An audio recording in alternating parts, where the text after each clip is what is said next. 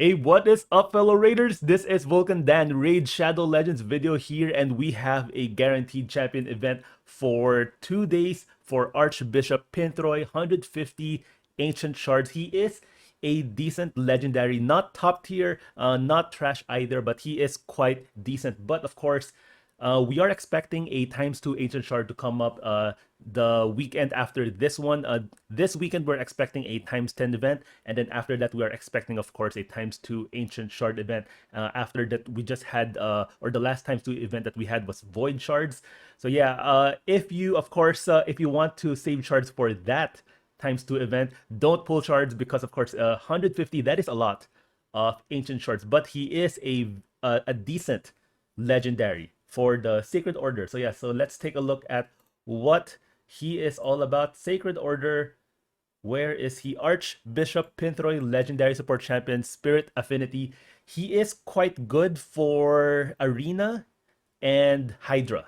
Yeah, so those two, he will not be S tier in Arena, so you will not see him, or at least I don't think you will see him in the higher tier arena. But if you're just starting out, you're somewhere in maybe high silver or gold, then yeah, he might be of some use to you.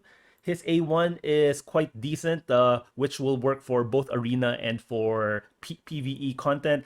It transfers one random debuff from this champion to the target and has a 75% chance of stealing one random buff from the target. You cannot book that to 100%. The books all just go to damage, but that transfer is a 100% chance. So random debuff from this champion to the target. So of course you cannot transfer a CC debuff such as a freeze, of course, a stun, because of course you cannot use, or you cannot have a turn while you're under CC except for provoke. Of course, you will still do your A1. So this A1 will still transfer that random debuff if you're under provoke, or any of those nasty debuffs such as decrease attack, decrease defense, weaken. He will transfer those to the enemy, but just one. All right, and then his A2 is probably what you want to start with in Arena. Places a 50% increased accuracy on all allies for 2 turns, then attacks all enemies. Then places 100% heal reduction on all enemies for 2 turns, and 100% chance when book of placing block buffs on all enemies for 2 turns. So that's quite decent. It will help your entire team land their debuffs, whether it's poisons, decreased defense, weaken, or just simply wanting to reduce their turn meter, placing decreased speed. That will be quite helpful because there's a lot of high resist teams in Arena right now.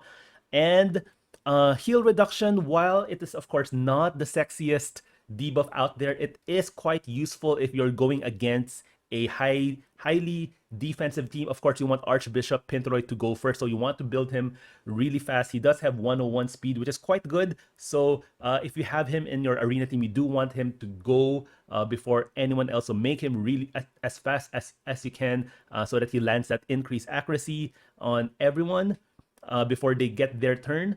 And that heal reduction is quite nice, and especially for those defensive teams, their continuous heals or whatever heals that they have, that those will not work. So that will just make your team more effective in taking them down if they have 100% heal reduction on them.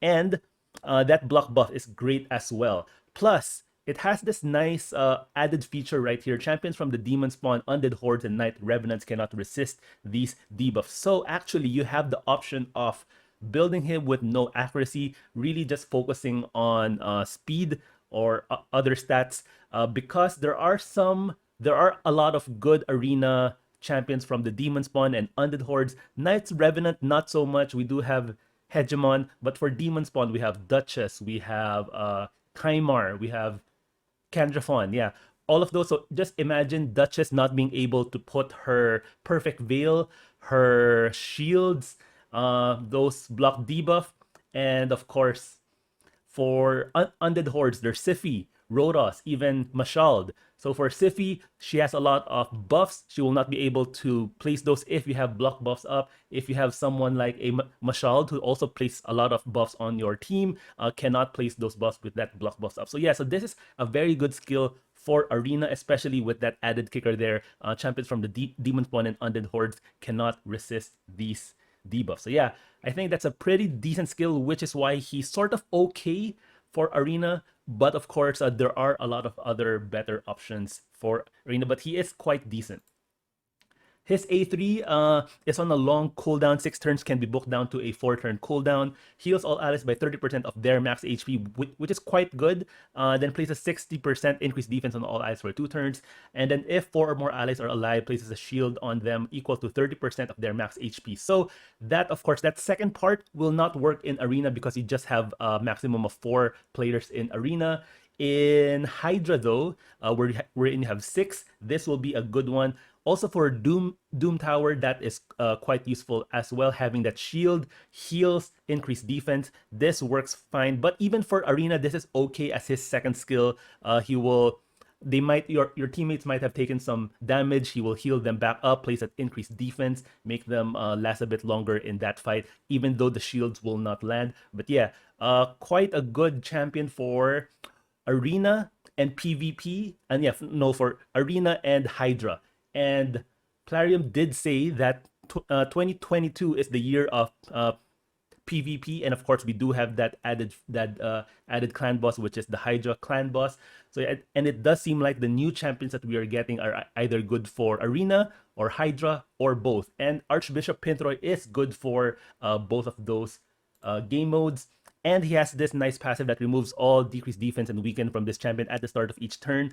So a nice counter to Madame Ceres for that decreased defense and weaken. But he's not immune to it. He will still get it, and he will only remove it at the start of his turn. So just be sure that you get him to do a turn first before you get nuked down by this one. So make him really sturdy, high HP, high defense.